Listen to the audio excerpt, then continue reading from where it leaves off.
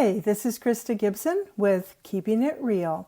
And there's a lot going on right now with the coronavirus and the fear and all the things that people are having to do to change their lives. And I've been getting a lot of questions from people in emails like, well, what do I do and how do I handle this? And so I'm just going to take just a few minutes and just share some suggestions and you can take them for what they're worth for you. The first one is to really ask yourself, what are you radiating? And you know what I mean by that. You know, we all radiate energy, whether you want to call it our aura or whatever words you want to use. But, you know, you feel it when you're around people. So the question to ask yourself, am I radiating fear? Am I radiating anger? Am I radiating doubt? And instead of that, radiate wellness, radiate health, acceptance, love if you can, so that you're consciously sending out those energies out into the mass consciousness, out into the air around you, so that other people can pick up on them. You'll feel better and so will they.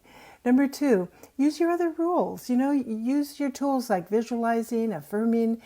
You know, you're on the path. You know some of these different things you can do to help both yourself and other people. Obviously, do what's being suggested. You know, you're being asked to, you know, stay home more and wash your hands and cover your mouth. All these things that you know you're being told to do. Do them. You know, those are the things that we need to do on the physical plane, and it's our job to follow through them and do them as best we can. The other thing I want to say is, and this might be a little odd, but do something creative every day. We've been having discussions about that around here because we're both involved with things like drawing and coloring and crocheting. And you know, I've always said that to people, to find something to do every day that's creative. And the reason why is it gets you out of yourself. It helps you feel better. You do something that brings you joy. So it doesn't have to be an art, because a lot of people say, well, I'm not an artist. Well, that's fine. Neither am I. But, you know, you can do something like bake bread, make soup, go out in your yard, pull some weeds.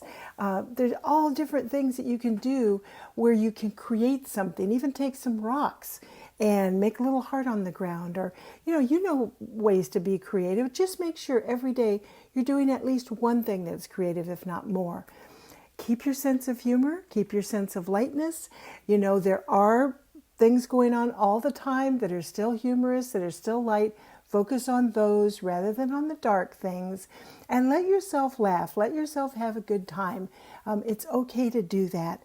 And lastly, what I would say is, from the 12-step programs, remember, this too shall pass.